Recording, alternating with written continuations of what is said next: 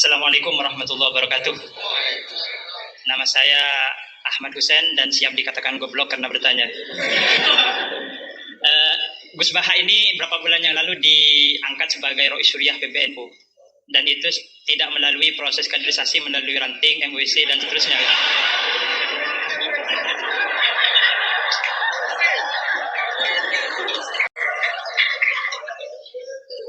Padahal Ustaz Khairuddin ini di sini paling alim, tapi beliau masih jadi MWC gitu.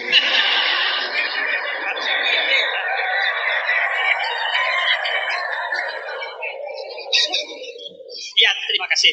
Nah, itu berangkat dari Gus Baha sebagai Rois Suriah. Saya ingin bertanya tentang ke-NU-an yang telah dirumuskan oleh Kiai Hadratus Syekh Hasyim Asy'ari. Karena beliau kalau misalnya nanti tidak bisa menjawab berarti diragukan ke Rois Suriahnya. Oke. Di dalam risalah atau konun asasi Jam'iyah Nahdlatul Ulama disebutkan bahwa secara keagamaan NU menggunakan sistem bermazhab atau mazhub. Serius ini Gus. Yang pertama dalam akidah, terus fikih dan tasawuf. Nah, dalam fikih misalnya NU menganut Abu Hanifah, terus Malik bin Anas, Muhammad bin Idris Asy-Syafi'i yang lahir tahun 154.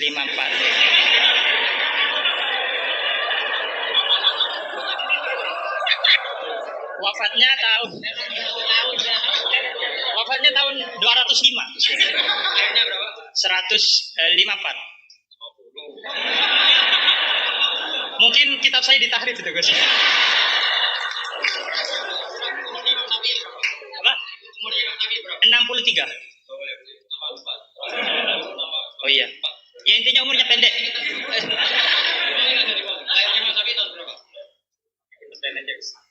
50, pokok 50 lah. Iya, 204. Kalau Al-Ghazali wafat 505. Nah, iya. Ya, pertanyaannya gini, Gus. Pertanyaannya gini, bahwa sistem bermadhab NU itu yang pertama adalah Al-Quran, As-Sunnah, Ijma' dan Qiyas. Sementara dalam aspek lain, NU menganut madhab Abu Hanifah, Malik bin Anas, yang mana salah satu masodirul ahkamnya adalah misalnya Abu Hanifah menggunakan istihsan, Imam Malik menggunakan amalu ahlil Madinah. Nah, ini seperti ada kontradiksi atau kontradiksi interminus istilahnya itu.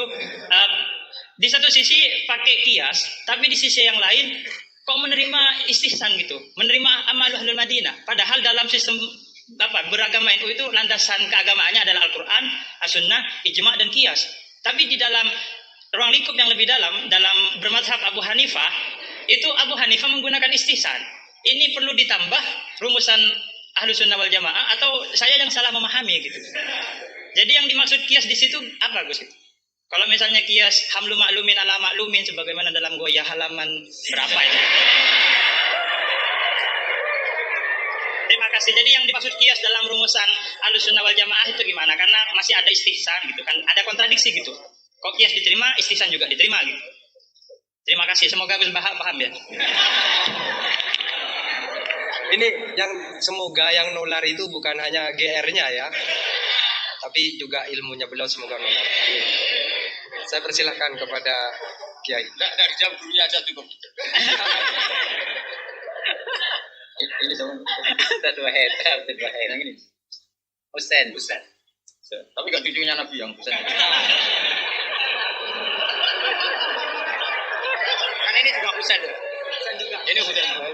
Budak ya. Husain. Kata ini budaknya.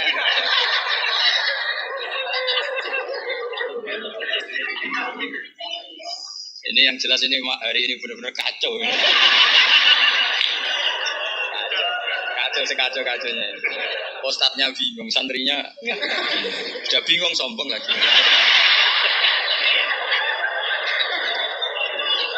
Yang boleh sombong itu yang sudah ada bingung-bingung. Tapi ya gak apa-apa, saya maafkan. Ya, memang itu satu-satunya cara dia untuk menang gitu. Ya. Saya jawab tadi yang dari Ustadz Asrul, itu yang penuh misteri mana Asrul. Asrar itu maknanya kan banyak rahasia. Itu terjemahan bebasnya penuh misteri. Nggak tahu punya misteri apa gitu.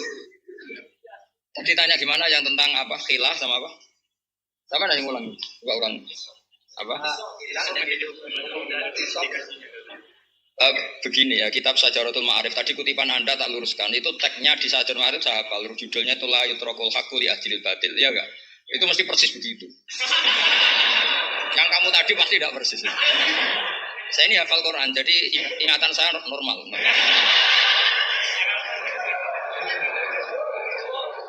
Terus berhalanya namanya apa? Saya ingat kalau berhala yang di Sofa dan Marwah, Isab dan Naila. Kamu oh enggak ingat? Enggak ingat apa dan? Gitu kok jadi guru.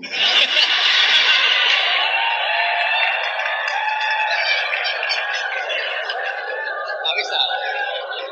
Jadi maksudnya itu mungkin jadi gurunya sah karena muridnya lebih bodoh. Tapi yang nggak sah itu gini loh. Wong kelas gitu kok melawan saya itu loh. Sangat nggak sah itu. Jadi ibarat kan saya ini sudah tisen dilawan Elias Pikal bisa mati. Bisa mati. Begini ya, saya ini belajar itu banyak. Selain belajar banyak, saya punya hafalan banyak. Jadi penting ya, hafalan itu penting karena itu kias atau tadi misalnya cerita itu bahasa Arabnya kisah. Tapi asalik anil kisah ilal itibar itu adalah maslaku ahli akhyar. Itu masyhur itu dawuh ulama. Jadi dari cerita kemudian diiktibar itu maslakul akhyar manhajnya orang-orang pilihan. Sehingga cerita ini sebetulnya izoh atau mau izoh atau kisah ini menjadi iktibar. Dan iktibar masuk yang di antara yang 9 itu. Misalnya begini, sampean guyon di sini. Itu kalau bapak saya masih sugeng, sampean guyon gini dibiarin. Bapak itu pernah sama saya mau manggil santri, kemudian di kangkang itu baru guyon, itu bapak balik. Kembali ke dalam nggak jadi manggil, padahal mau manggil karena ada tamu disuruh melayani tamu. Kata bapak gini, Pak kenapa kembali? Santri itu fakir radhi duit. Kok iso guyon itu barang mewah. Maka mengganggu itu haram katanya. Wong fakir yang ngono kok iso seneng itu luar. Ya. Mengganggu kesenangan orang fakir adalah Makanya kalau sampean GR mengalahkan saya monggo mawon. Karena itu satu-satunya cara sampean untuk merasa apa? Menang. Saya tidak usah merasa menang, sudah pasti menang. Merasa sudah menang. Ya coba polling saja. Gus Bak sama Ustaz Asror alim mana? Saya tidak usah jawab. Saya tidak usah jawab, pasti menang saya. Bukan saya yang memenangkan, ya memang menang. Memang. Buktinya gampang kan? Sampean ngundang saya apa ngundang Ustaz Asror?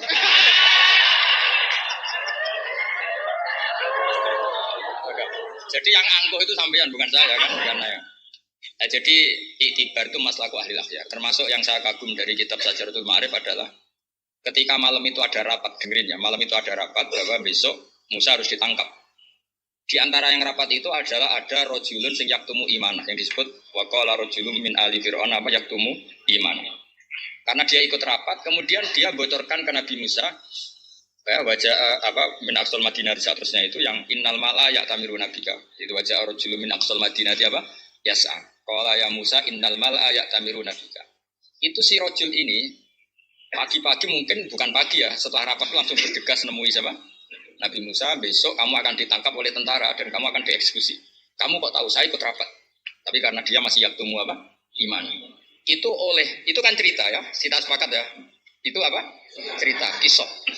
Tapi Imam Izzuddin bin Abdissalam yang punya gelar Sultanul enggak keliru, Sultanul Ulama. Ini mesti salah guru. Sultanul apa? Ulama. Ya. Yang penting kita jangan sampai jadi Sultanul Juhala.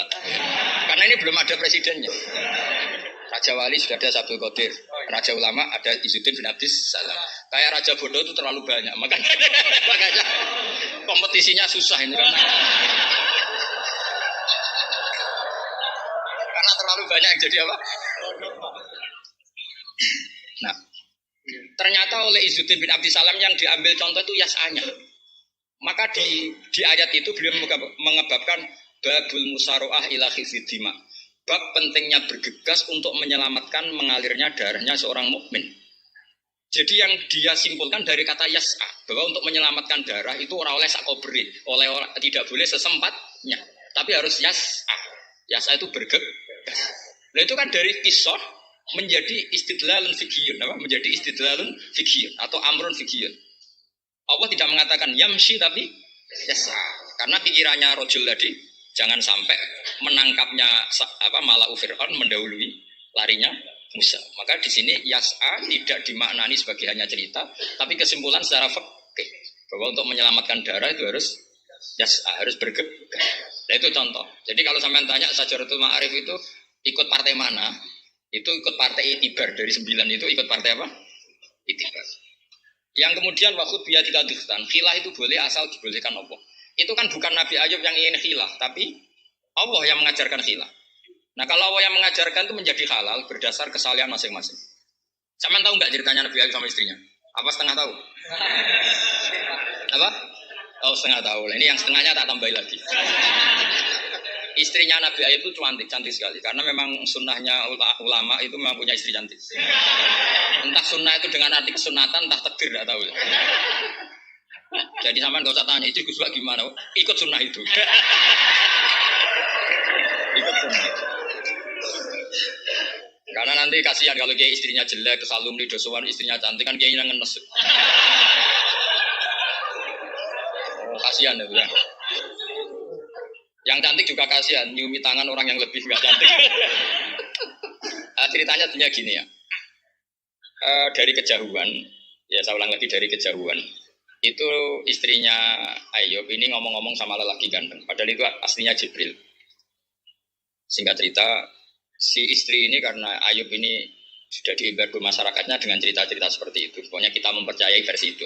Setidaknya mengikuti ulama yang mempercayai itu, diantaranya Syekh Nawawi. Bahwa memang Nabi Ayub diungsingkan masyarakatnya sampai kesulitan secara finansial, ekonomi, dan ketahanan pangan. Terus istrinya itu kerja dapat uang.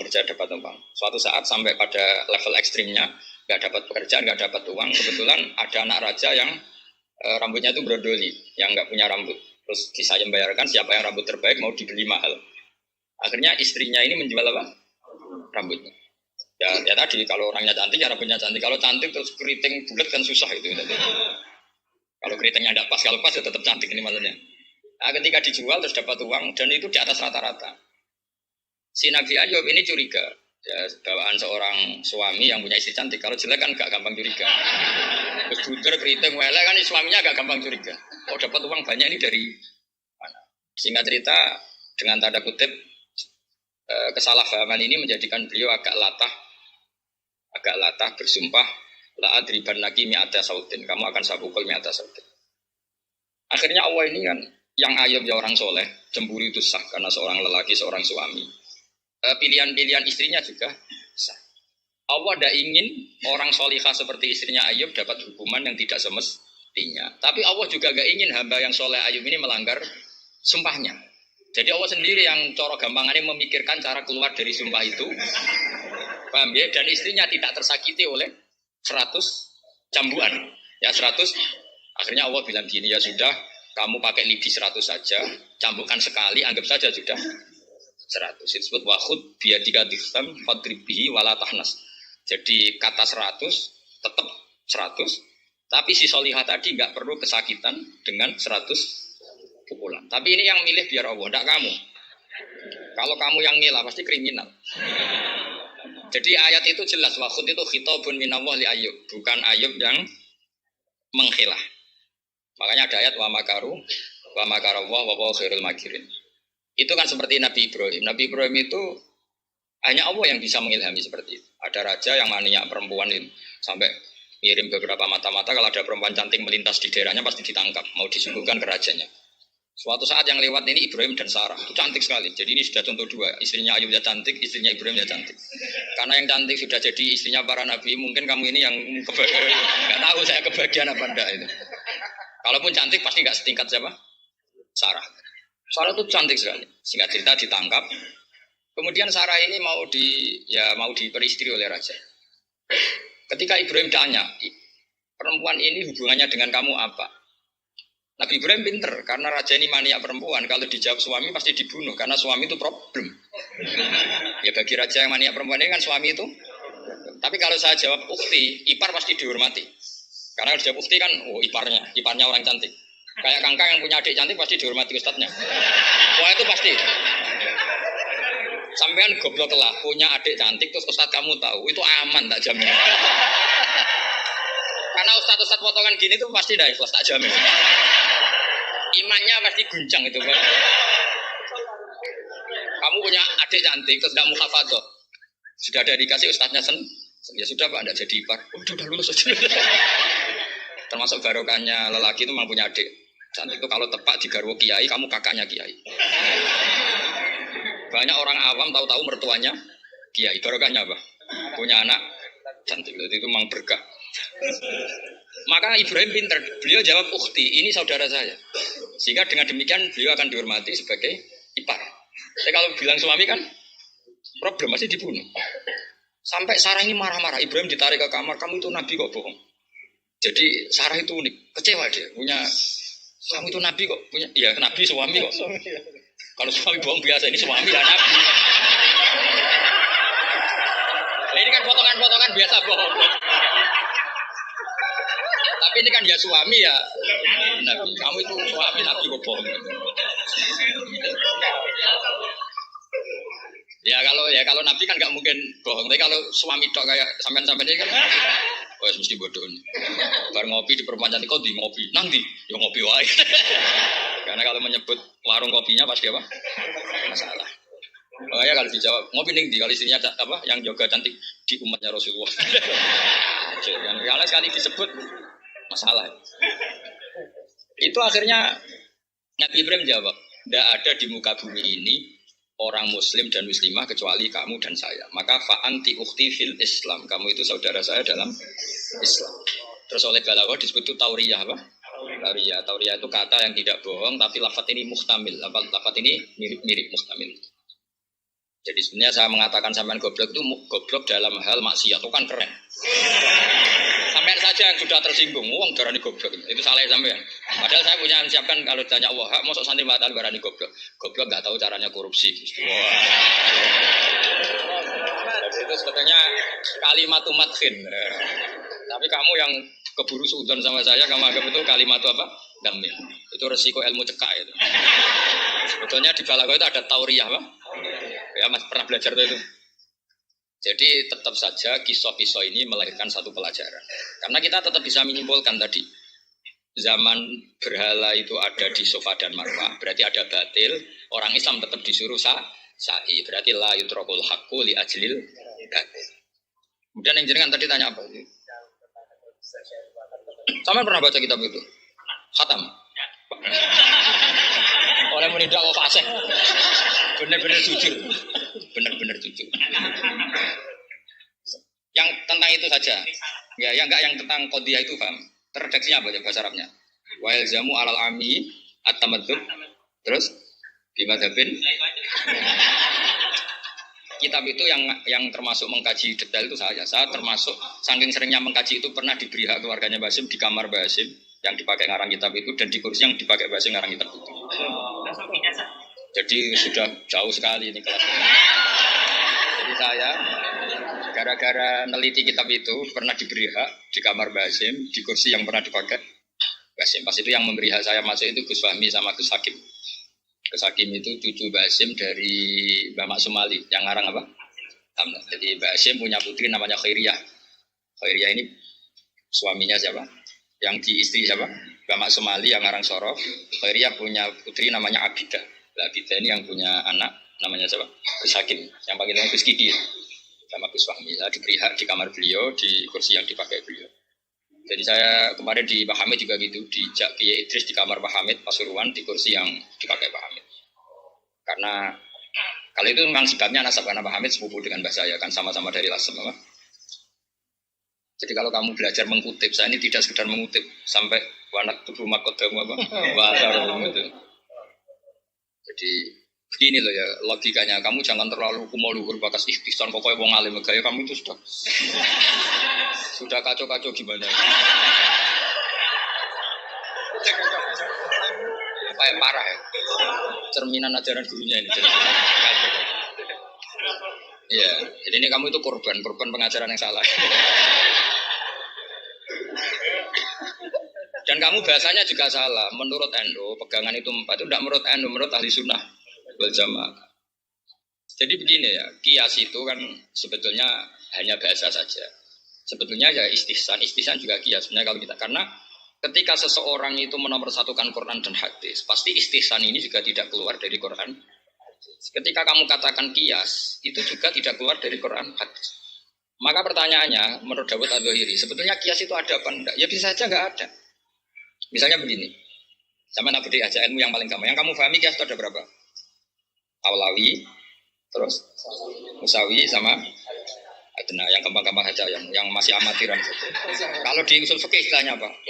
Lahnal khitab, fahwal khitab. Ngono kok lali yo. Aku sing wis tokoh nasional ilingan. Harusnya lupa itu saya pantasnya karena sibuk. Harusnya yang pantas lupa itu saya karena sibuk. Kalau soal orang Syria memang saya tidak minta, jadi itu anugerah sudah, anugerah khidmah. Saya juga sampai sekarang nggak merasa orang Syria biasa aja. Karena ya apa ya, kalau keluarga Quran itu beda. Saya ini kan dari keluarga Quran, bapak saya hafal, sehingga apa ya, bangganya itu sudah dengar khidmah Quran. Jadi sampai hormatin itu tidak ngefek sudah. Biasa munajat, kenal Allah, kenal makhluk biasa.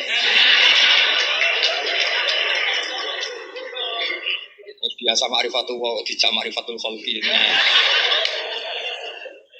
Begini misalnya ya, sama tak bedai misalnya gini.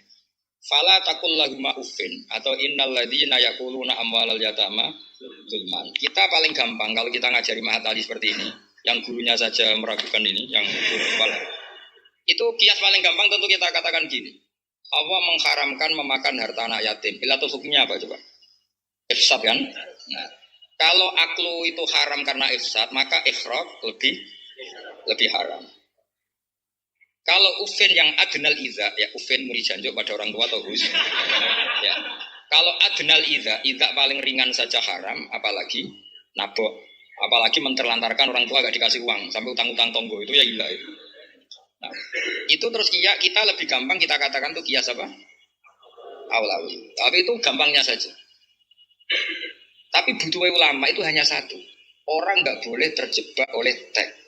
Kalau terjebak oleh teks seperti saya cerita setiap ngaji itu, di mana-mana saya cerita itu naifnya orang terjebak teks. Yaitu tadi misalnya ada santri yang dilaporkan oleh istrinya ke kiainya, Pak Yai alumni Anda ini sering naboi saya. Nabok itu kan pakai tangan. Karena terus kiainya bilang gini, Cong jogeman naboi istrimu. Suatu saat kalau mau idak pakai kaki, jadi nyadui. Akhirnya istrinya lapor lagi, Pak Yai sekarang ganti model, tidak naboi tapi nyadui. Santrinya dipanggil lagi, lo kenapa kamu masih nyadui? Kan yang haram naboi Pak Yai. Kemarin yang Anda larang kan naboi, kalau nyadui kan belum dilarang, belum ada undang-undangnya kira-kira. Nanti nendang yuk haram pisan, hari berikutnya ngidoni, ngeludahi. Itu kan korban tekstualistik. Kalau dia cerdas, hurmatul ida itu yang haram tuh idanya, naboi ya ida, nyadui ya ida, meludahi juga ida, membiarkan miskin juga ida. Seperti itu sebetulnya andekan kita Daukus Salim, sebetulnya nggak perlu itu kita katakan kias apa enggak. Zaman sahabat juga nggak kenal kias, tapi tahu kalau maknanya pasti seperti itu. Pasti maknanya seperti itu. Misalnya kamu ada tamu, jangan suguhi air panas kasihan. Terus kamu suguhi adem tapi peceren, sementing nggak air panas. Itu kan santri gila. Jadi sebetulnya dengan atau tanpa istilah kias maupun istihsan, itu Daukus Salim itu pasti. Makanya termasuk kitab yang saya kagumi itu Sarah Imriti, Fathur Rabil Bariyah, itu kitab kecil yang nyarai apa? Imriti atau Marioto itu kalau baca Imriti tidak bisa ya, Marioto itu. Itu di situ diterangkan fama fatahum illa mujarradul istilah. Jadi kalau kamu tanya kenapa sahabat tidak belajar nahwu, tidak belajar i'lal, tapi mereka punya salikoh, punya tobiah yang menjadikan mereka ya kalau ngendikan ya doroba zaitun amron atau marortu di zaitin. Tapi mereka kalau kamu tes, misalnya Abu Bakar buat tes, zaitun jenenge opo? Doroba zaitun amron, terus amron jenenge opo? Ya ora iso pinter sampean mesti. Sampean pinter zaitun fa'ilun marfu'un wa alamatu rafi'i dhammatun dhahiratun bali annahu ismul mufrad amron maf'ulun bih mansubun wa alatun. Mesti ra iso, mesti pinter sampean. Tapi sampean mesti ditertawain Abu Bakar. Karena ditertawanya gini. Kang, pelaku pemukul siapa? Zaitun. Berarti zaitun jadi apa? Fa'il. Ya wis suwi anggere subjek bahasa Arabe ya fa'il. Sing dipukul sapa? Amron. Jenenge apa maf'ul? Lah ya anggere objek jenenge ya madrub, jenenge ngono kok butuh jeneng bocah kok goblok mesti gitu kira-kira. Jadi sebetulnya ketika kita punya istilah yo ono nang dhewe. Wong karuan pelaku yo bahasa Arab mesti fa'il, wong karuan objek yo jenenge maf'ul. Nah, Anda masih bangga dengan istilah itu. Iya kan, agama ini kan mengajarkan kebaikan. Tentu sesuatu yang kebaikan itu dianggap agama. Makanya Abu Hanifah membolehkan istihsan. Nah, karena beliau itu orang soleh, pasti pegangannya Quran dan hadis. Artinya istihsan yang tidak keluar dari Quran. Ya sama, kita bahasakan itu kias, mereka bahasakan. Nggak ada masalah. Dan zaman sahabat, nyuruh saya udah tahu istilah itu semua. Memang nggak perlu tahu, karena masih punya dzauqus salih. Makanya sahabat itu pintar sekali kan, tapi nggak perlu kamu tes. Karena kalau kamu tes itu buyur. Mbah Abu Bakar, ya Abu Bakar tak takut itu roba zaitun amron, mana yang fa'il? Mesti buyur. Wong karuan sing mukul zaid yo fa'ile yo. Zaid. Maknane fa'il itu pelaku. Amron maf'ul bih, mesti angger korban objek jenenge. Objek. Wong di ilmu ngono kok bangga. Cara Abu Bakar mesti iki cerita. Makanya disangkan fama fatahum illa mujarrodul istilah sahabat itu hanya nggak tahu istilahnya tapi membacanya sudah benar. Nah kenapa tidak tahu? Memang tidak ingin tahu, gitu saja kok perlu tahu. Loh kok udah tahu ya? Coba lam itu namanya apa? Jazim. Berarti yadrib namanya madzu. Terus Abu Bakar bukarani yadribu, kenal lam menjadi lam yadrib. Lam jazim, yadrib madzu. Yo wis suwe le jong-jong angger amile. Inna zaitan kok imun, inna amil zaitan makmur. Mesti yuk, Abu Bakar suku ini. Cong ilmu ngono kok seneng merakaruan. Ya mesti wae. Itu kan makanya dulu bahasa Arab dulu itu tidak ada kata zaujah. Kata zaujah itu bid'ah. Wah Hasanah Bodolala tidak tahu, pokoknya bid'ah. Di Quran nggak ada loh bahasa zaujah. Bapak ini perlu tahu, nggak ada bahasa zaujah. Coba. Asa rabbuhu in talaqakunna ayyubdilahu azwajan. Azwajan jamaknya zaud apa jamaknya zaujah? Loh, azwajan jamaknya zaud. Azwajan jamaknya apa? Zaud. Di Quran nggak ada bahasa zaujah karena maknanya zaujun itu pasangan. Kalau dikatakan lelaki maknanya perempuan. Kalau dikatakan perempuan maknanya lelaki karena zaujun maknanya pasangan. Ndak berhubung jagani wong ora pati pinter mau. Akhirnya terus ono zaujah. Di Quran nggak ada. Coba an-nabiyyu aula bil mu'minina min anfusihim. Terusannya ya toh. Wa azwajuhu ummahatuhum ayo. Azwaj zamannya zaujun apa zamannya zaujah? Zaujun zamannya zaujah, zaujat. Kamu belajar bahasa Arab sih kok bantah bocah ora sopan. Tapi berhubung jagane wong goblok-goblok iku. Akhir ono zaujun. Ono zaujah sebetulnya cara wong ditauku saleh kuwi ada zaujun pasangan. Coba lihat di Bukhari, Ana Aisyah ta zaujin Nabi. Jarang Imam Bukhari bilang zaujatin Nabi. Ana Aisyah ta zaujin Nabi. Karena itu masih bahasa Arab orisinil. Belum kena mahat alis ini masih orisinil. Ya belum kena asrori ya. Karena maknanya zaujun itu apa? Pasangan. Jadi kalau dikatakan zauju Zaidin berarti imro'atu Zaidin. Kalau yang ngomong itu misalnya zauju Aisyata ya siapa? Pokoknya mungkin seperti itu. Tapi gue beda ben wong gue gampang ono zaujun. Tapi Quran nggak pakai bahasa itu, masih pakai bahasa orisinal. Makanya disebut an-nabiyyu aula bil mu'minina min anfusihim wa azwajuhu ummahatu. Azwajuna jamu zaujin. Zaujin maknanya pasangan. Dong ya. Jadi bahasa ngalamilah. Sahabat itu nggak perlu tahu bahasanya sampean nggak perlu. Coba kalau sampean ketemu orang Arab, ditakoki ya diguyu orang Arab. Sekolah yang di anakmu, sekolah yang madrasah. Kalau ditanya madrasah terjemahnya apa? Sekolah. Berarti sekolah-sekolah kan. Jadi lucu kita. Sampun itu sudah, bakdo ya. Sudah. Orang Jawa jadi satu sampun, bakdo. Bakdo itu bahasa Arab. Maknanya ya sudah. Nah sahabat itu tahu betul. Karena punya zaukus. Sehingga pernah juga ini cerita kedua. Dan ini terakhir, gak boleh tanya lagi. Ketika ada seorang khotib menceritakan Allah ngendikan fa rabbis samai wal ardi innahu lahaqqum sama annakum tantikun. Itu ada orang Arabi ngaco. Man dzalladzi akhdabal jalil hatta alja'u ilal yamin. Ayo hafalkan Pak Surodi dan latihan hafalan apa? Man dzalladzi akhdabal jalil hatta alja'u ilal yamin. Pak khotib, saya mau tanya, siapa yang bikin Allah murka sampai Allah dipaksa sumpah? Karena orang kalau sampai sumpah itu artinya nganggep mukhatabnya tidak percaya. Makanya di balaghah ada urutannya. Kalam itu kalau nggak ada pengingkaran, nggak usah pakai tauhid. Kalau ada pengingkaran, pakai tauhid. Kalau pengingkarannya banget, pakai kosam. Termasuk pakai apa? Artinya gini, kalau Allah sudah sumpah, pasti indikasi Allah sedang karena kosam hanya untuk mukhotob yang tidak percaya. Makanya ketika ada khotib baca fawarob bisama iwal ardi innahu lahakum misama annakum tantikun. Langsung Arafi tadi tanya man dalladzi asdubal jalil. Itu siapa Pak khotib yang bikin Allah marah sampai Allah harus sumpah? Ini namanya adzaukus. Tapi ada kamu tes, itu namanya apa? Faidatul khitab walazimul faidah. Faidah walazimul. Ya nggak bisa kalau zaman dulu ya nggak ada istilah itu. Istilah itu kita bikin. Jika mukhotob kholiyat ini begini. Kalau agak percaya, terus kamu sok pinter. Jika mukhotob ingkar maka gini. Ya memang bahasa Arabnya nggak percaya kok ingkar dul ngene kok ora.